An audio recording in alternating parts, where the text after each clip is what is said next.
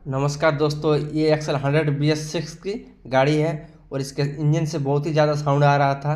तब हमको लगा दोस्तों इसका टाइमिंग चेन और इसका ब्लॉक पिस्टन का प्रॉब्लम होगा, क्योंकि इसमें मोबिल भी पी रहा था।